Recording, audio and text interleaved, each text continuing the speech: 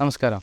നമുക്ക് എങ്ങനെയാണ് അലർജി ഉണ്ട് എന്ന് കൺഫേം ചെയ്യുന്നത്? മെയിനായിട്ട് പേഷ്യൻസിൻ്റെ ഡീറ്റെയിൽ ഹിസ്റ്ററിയാണ് നമുക്ക് ആവശ്യമുള്ളത്. നിങ്ങൾക്ക് എയറോ അലർജൻസ്, നമ്മൾ ശ്വസിക്കുമ്പോൾ ഉണ്ടാവുന്ന അലർജൻസിൻ്റെ സിംറ്റമോ ലൈക്ക് കോഫ്, സ്നീസിങ്, വീസിങ്, ചുമ, വലിവ് ഇങ്ങനത്തെ സിംറ്റംസ് ആണോ? അതല്ല ഫുഡ് അലർജി പോലെയുള്ള symptoms like vomiting, loose motion, stomach pain, weight loss ഇതാണോ? അതല്ല സ്കിൻ സംബന്ധമായിട്ടുള്ള അലർജിയാണോ? റാഷസ് ആണോ? സ്കിൻ ഇച്ചിങ് ആണോ? ഇങ്ങനെയാണ് നമ്മൾ മനസ്സിലാക്കുന്നത്. ഹിസ്റ്ററി കഴിഞ്ഞ് അതിൻ്റെ ഏതെല്ലാം കാരണങ്ങൾ കൊണ്ടാണ് അസുഖം ട്രിഗർ ചെയ്യുന്നത്, എത്ര നാളായി ഇതിൻ്റെ സിറ്റുവേഷൻ, ഇതെല്ലാം നമുക്ക് ആവശ്യമുണ്ട്. മെയിനായിട്ട് ടെസ്റ്റുകൾ പറയുകയാണെങ്കിൽ ഒരു പ്രിലിമിനറി ടെസ്റ്റ് എന്നുള്ള രീതിയിൽ ബ്ലഡിലെ യോസ്നോഫിൽ കൗണ്ട്, IgE ടെസ്റ്റ്, ഇതാണ് പ്രിലിമിനറി അലർജി ടെസ്റ്റ്. ഇത് കഴിഞ്ഞിട്ട് എന്തുകൊണ്ടാണ് സ്പെസിഫിക് അലർജി, ഏത് കമ്പോണൻറ്റിനാണ് നമുക്ക് അലർജി, ഏത് അലർജനാണ് അറിയണമെങ്കിൽ നമുക്ക് സ്കിൻ പ്രിക്ക് ടെസ്റ്റ് എന്ന് പറയുന്ന ടെസ്റ്റ് ഉണ്ട്. സ്കിന്നിലേക്ക് ഡിഫറെൻറ്റ് അലർജൻ സൊല്യൂഷൻ സ്മോൾ പ്രിക്കിലൂടെ നമ്മൾ അത് ചെയ്തിട്ട് അലർജി കൺഫേം ചെയ്യും. ഇതുകൂടാതെ സെർട്ടൻ കണ്ടീഷനിൽ നമുക്ക് ബ്ലഡ് ടെസ്റ്റിലൂടെ ഓരോ അലർജിനെതിരെയും ബോഡി പ്രൊഡ്യൂസ് ചെയ്യുന്ന സ്പെസിഫിക് IgE നോക്കേണ്ടി വരും. ഇപ്പോൾ skin പ്രിക്ക് test, specific IgE test, ഈ രണ്ട് ടെസ്റ്റുകളും ജനറലി സഫീഷ്യൻ്റ് ആയിരിക്കും ഒരാളുടെ അലർജി കണ്ടുപിടിക്കാൻ.